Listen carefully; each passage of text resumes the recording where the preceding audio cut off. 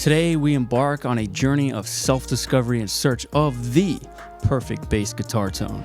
So the bass guitar is one of the most fundamental parts of a mix. It's very critical that you nail it. The low end in particular is always important, and it just so happens that the bass takes up a lot of that low end. Now the reason I actually want to make this video today is because I did just get a new piece of gear in the studio. So just sitting behind me straight from Japan is my new 1982 Teac M-30. This is a beautiful analog mixer. It sounds amazing, and I'm really excited to hook my bass through it and play around with some of those channel strip EQs. Hopefully test out some cool driving functions, distort the bass, and get some cool analog fuzz.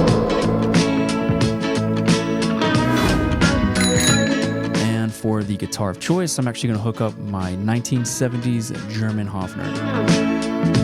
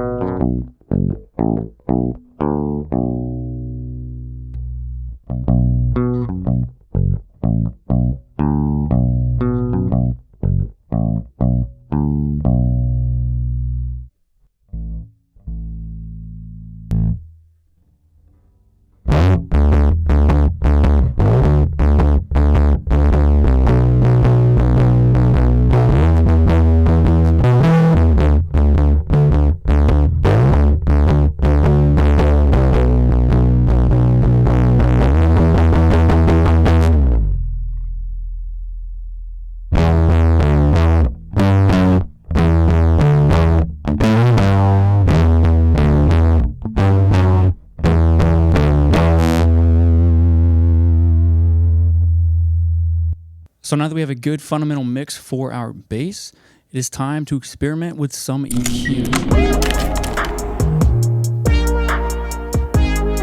Now, depending on the mix that we're working towards, that really determines how we EQ the bass. So just as an example, if we were to have a mix with a ton of mid-range, we might find ourselves scooping that mid-range out on the bass just to make room for the mix. If we wanted more low end, we could do that. If we wanted less low end, we could do that. There's a lot of different things that we could do, but since we don't actually have a mix that we're mixing the bass for, why don't we just apply a bunch of different EQ curves and just see how it affects the overall tone of the bass and just see what we like.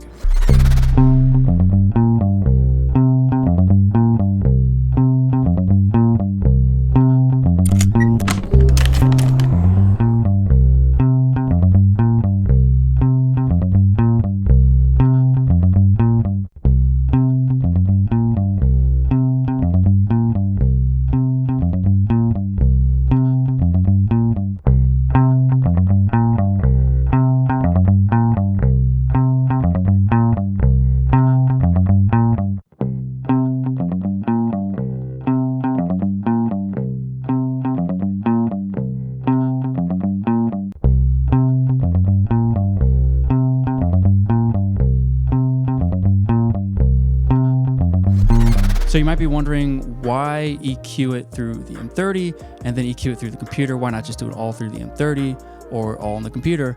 And the reason is because I like to kind of create a fundamental bass mix through the M30 and then tweak it through the computer as needed for the mix. And because again, we don't have a song that we're mixing it for, I just wanted to give you guys a taste of some different EQ curves to see how that sounded. Now, in terms of compression, I'm not doing much, maybe 5 decibels of gain reduction at most, just something really basic. Keep in mind that the M30, as I drive it a little bit more, that actually ends up breaking up the bass a little bit, which limits that dynamic range.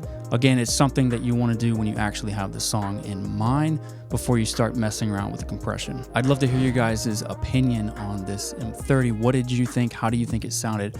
I personally love the way the fuzz sounded on the bass. That was actually my favorite part. Compared to any pedal that I've sent my bass through, that was the best and cleanest sounding fuzz. I hear that the M30 has the same preamps as the Teac M-30, which is pretty cool because that's actually another piece of gear that I've had my eyes set on. But in terms of what I'd like to do with this in the future, I'd love to run more stuff through it, maybe set up a drum mix through it. I don't know, we'll see. But hopefully you guys learned something. I do appreciate everybody who stayed till the end, and I will see you on the next one.